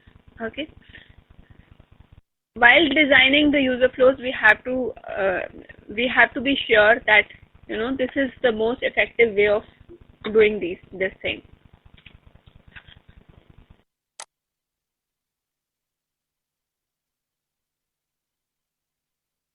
Now there are few guidelines which are given on this slide. to check the effectiveness of a user flow. Okay.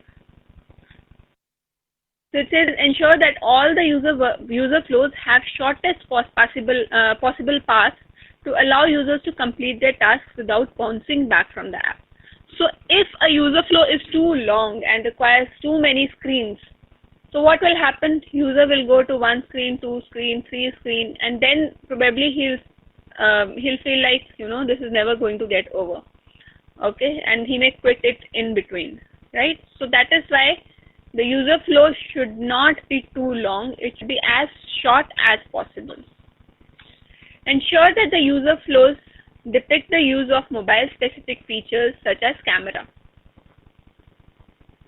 Okay, so if your app uses some device-specific features like GPS or camera or geolocation, okay, so your user flow should actually represent those things within the user flow.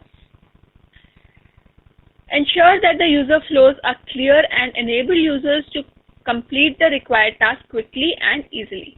So they should be very clear. There should not be any ambiguity as to what the user flow is trying to depict. They should be very clearly documented. Ensure that the user flows are drawn for a specific platform. Okay, so the steps to perform an action on different platforms may be different. So you all know that an Android device typically has 3 hardware buttons at the bottom. But if you look at an iPhone, there is only 1 hardware button in the center at the bottom. Okay, so that means that to perform different tasks on different mobile devices, the steps may be a little different. The features of the device may be a little different. So it's always better to design different user flows for different platforms, right?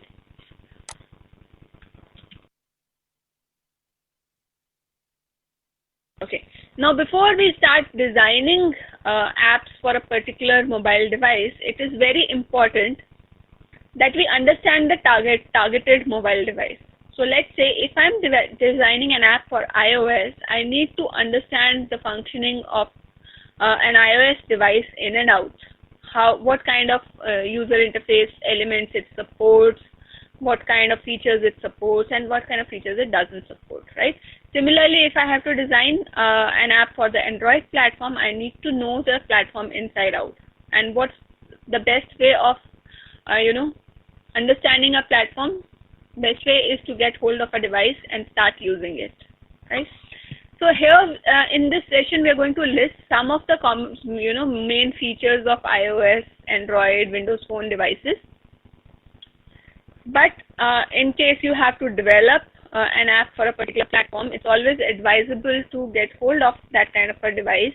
So let's say if you want to develop an app for Android, so get hold of an Android device, try using it, see what kind of features it offers, and how people, actually go about doing things on that particular device. So we are going to first start with iOS, and we'll learn about what all common user interface components are available in iOS. So iOS is an operating system developed by Apple. It was earlier known as iPhone OS, but now it is commonly known as iOS. The first screen that you get when you start using an Apple device, iPhone device, is the home screen. So home screen is the first screen that iOS mobile device users see once the device is unlocked.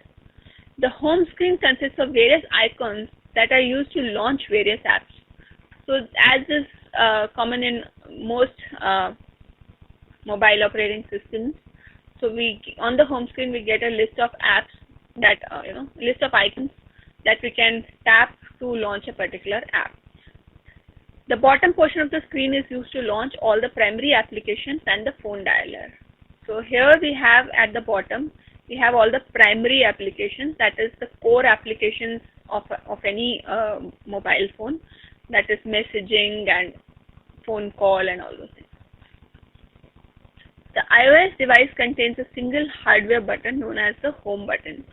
So there's a single hardware button here at the center, bottom center of the device, and there are no other buttons, unlike your Android, which has multiple buttons.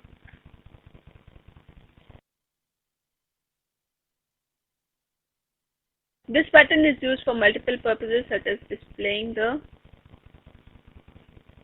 and closing an app, right?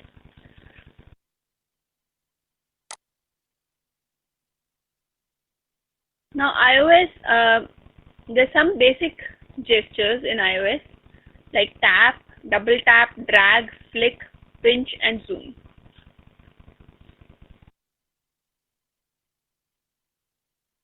Then an iOS device comes in different screen sizes.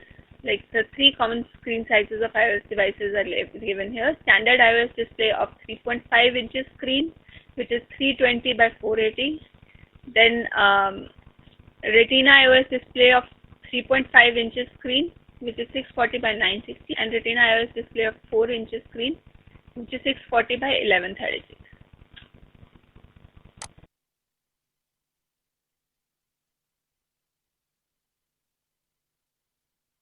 Now there are various kinds of UI elements for iOS. We have keyboards, we have pickers, we have tab bar, navigation bar, and toolbar. So let us discuss all these one by one. So keyboard of an iOS device always appears at the bottom of the screen. Pickers, pickers look like something like this, and they are used to display a scrollable list of options. And the user can select an option from these list of options. A tab bar looks something like this, the images that you can see at the bottom of the slide. So there are two different types of tab bars which are shown. In the first one, you can see these three dots which represent the more icon. That means that there are more items in this tab bar, and you can access them by clicking on these three dots.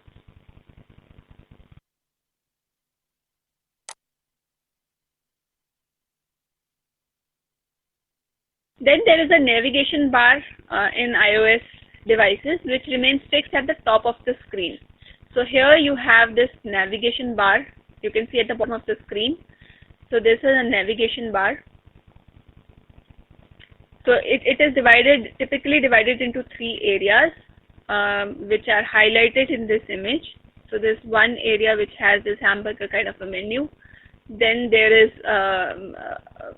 the central portion which has the title of the page and or the app, and then there's a right portion which can be used to kind of display a context specific menu or something.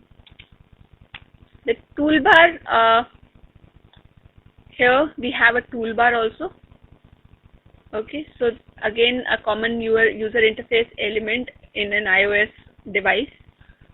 So toolbar is also fixed at the bottom. It's fixed at the bottom of the screen. It consists of various icons and buttons related to the current screen and act as a secondary navigation. Okay. So what is the difference between tab bar and toolbar?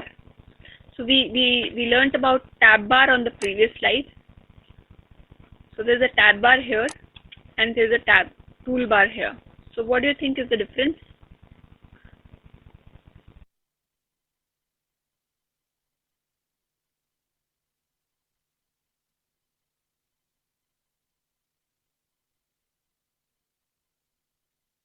So while tab bar has options that can be used to access different parts of an app, the toolbar usually has options that are relevant to the current screen. Okay. Tab bar is used more like a menu which kind of takes you to different portions of the app, so different pages in the app, but toolbar is mostly used to perform actions on the current screen itself, right?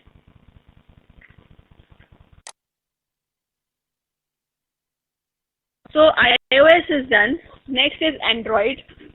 So Android is an open source operating system developed by Google. It allows various manufacturers of mobile devices as well as individuals to design, build, and install Android on any device. So Android is open source, that means anybody can use it. So there are manufacturers who use the Android operating system on their smartphones, on their mobile phones, and at times they customize it a bit, but it is open source, and that's why Android devices are generally cheaper than other kind of devices, because the underlying platform that it uses is an open source platform. And then if required, the manufacturers can also modify the platform or the operating system as per their requirement.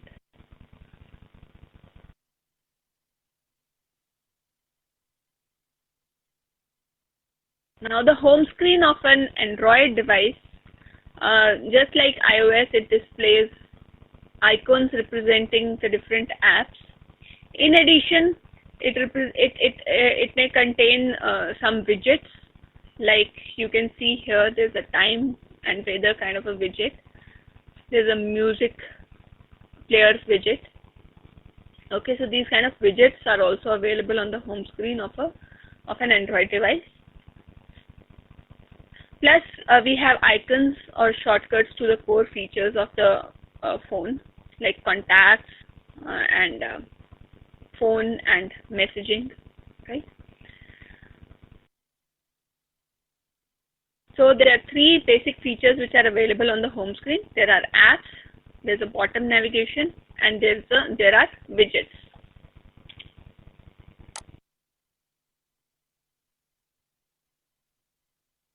Now, Android phones, unlike your iOS phone, which has only one hardware button, Android devices usually have multiple hardware buttons. So some manufacturers include some buttons, others include others, but these are the 5 basic buttons which are there. Different manufacturers may be using some of these and not using the others. But the buttons are back, menu, search, home, and recent.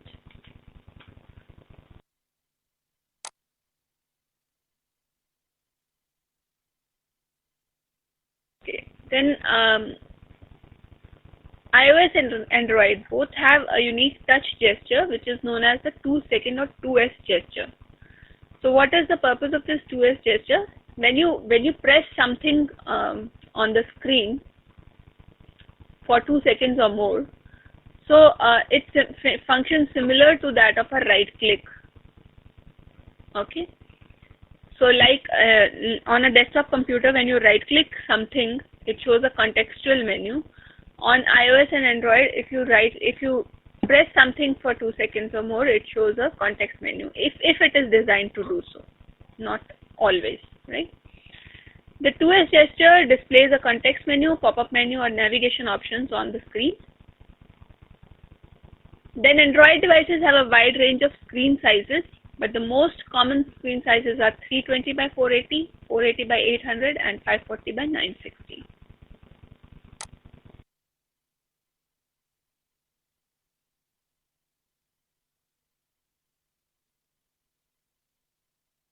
Then keyboard of Android devices always appears at the bottom of the screen, regardless of the manufacturer. The design, size, and functionality change from manufacturer to manufacturer. The tab bar of Android provides a tabbed navigation to the users. So here you can see a tab bar at the bottom of the page, bottom of the slide.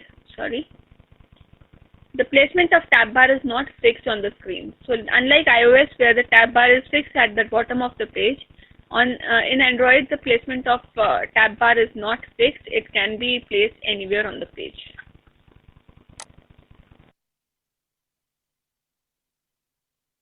Then Android provides some lists which consist of a number of options that allow users to select one or more options at a time. Each list option is known as a list element. And Android elements may be inconsistent across devices of multiple manufacturers. So since it is open source and is being used by different manufacturers, and each manufacturer may be modifying the source code to customize it as per their requirements. So the different elements on an Android phone from different manufacturers may be different in appearance and behavior.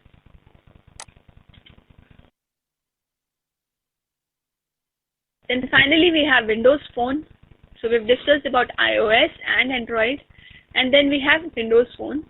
Now Windows Phone is a mobile operating system developed by Microsoft. The home screen of Windows Phone device displays a grid of tiles. So unlike iOS and Android, where we have icons for the various apps, here we have tiles, and each tile corresponds to a particular app which opens when you tap on that particular tile. So unlike iOS and Android, there is no bottom navigation in case of Windows Phone. Bottom navigation here is missing.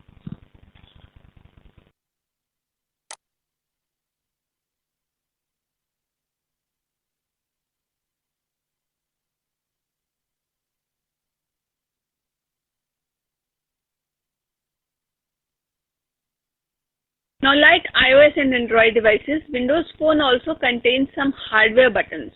Okay, so how many hardware buttons are there in iOS?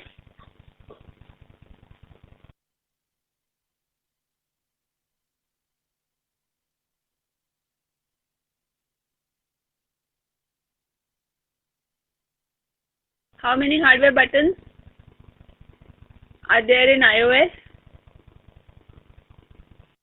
Somebody says 3. Somebody says 1.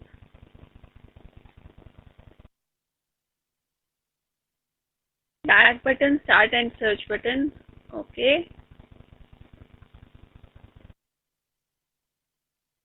So I have got quite some correct responses, but I've got 2 wrong responses. So please be more attentive.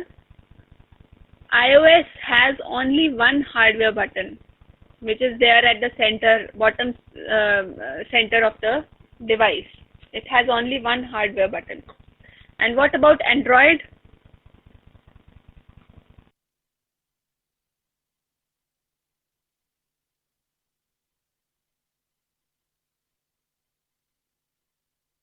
Usually it has around 3 buttons, 3 hardware buttons.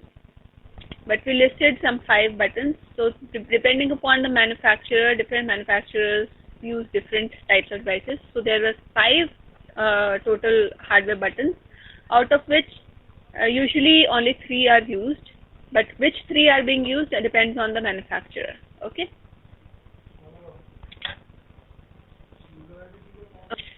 So here also, in case of Windows Phone also, we have some hardware buttons. So we have a back button, which is used to go back to the previous screen. Then we have a Windows Start button, which is used to display the home screen of the device. And we have a search button, which is used to search information on the web using the Bing app. Okay.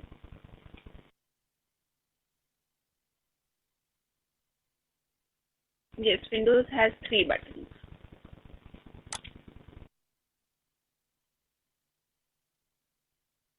Now, Windows Phone devices support tap, double tap, tap and hold, 2-second gesture, press and hold, pan, flick, and pinch gestures. Now, UI elements which are commonly used on Windows Phone are keyboards, and different types of keyboards are supported, like text keyboard, email keyboard, URL keyboard, and number keyboard. Then we have pickers, similar to Android and iOS, which can be included in the Windows Phone devices using HTML5. Okay, so we can have pickers for date, we can have pickers for time, date and time, and month. Then we have tab bar. So tab bar of Windows Phone devices displays at the bottom of the screen across native apps. The tab bar in Windows Phone is known as the app bar. So this is what a tab bar looks like in Windows Phone, and in Windows Phone it is known as a app bar, not actually a tab bar. Okay, and here again we have these 3 dots over here at the bottom right. at the right side of the tab bar, we have these three dots, which indicate that there are more options in this tab bar, and you can access them by clicking on these dots.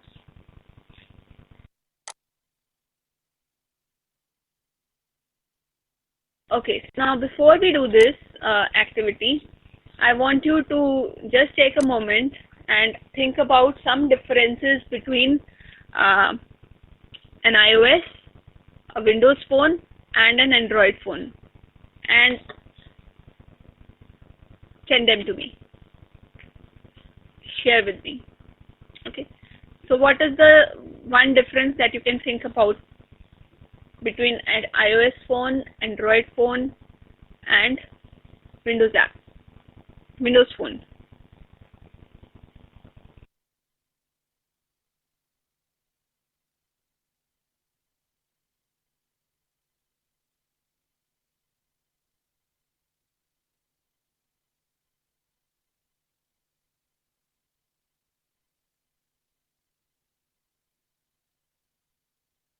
Yes. So I have this response, which is difference in the number of hardware buttons.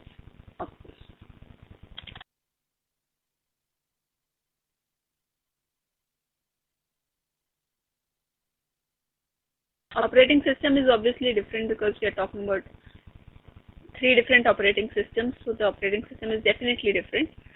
But their hardware buttons is different. The user interface options are different. In Windows you have tiles, but in iOS and Android you have some icons which are there. In Windows and you don't have a bottom navigation bar, whereas in iOS and Android you have bottom navigation. Common core features of the apps are available in form of icons at the bottom of the screen on the home page. So these are some of the differences which exist in these 3 platforms. Okay.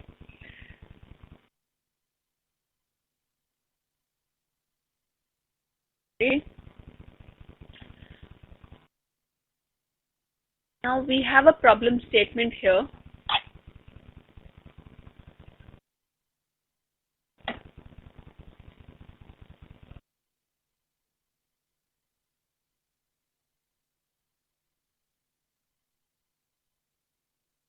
Okay, so the problem statement is embedded in this Word document. So let us take a break again, and I want you to go through the problem statement and try to work out a solution for the same. You have a solution ready-made with you, but I would want you to first try and work out a solution, and then if you're not able to do it, then only you should open the solution and check the answer. Okay. But first give it a try. Okay, and I'm giving you half an hour to work on this activity, so we'll meet at around 12:40.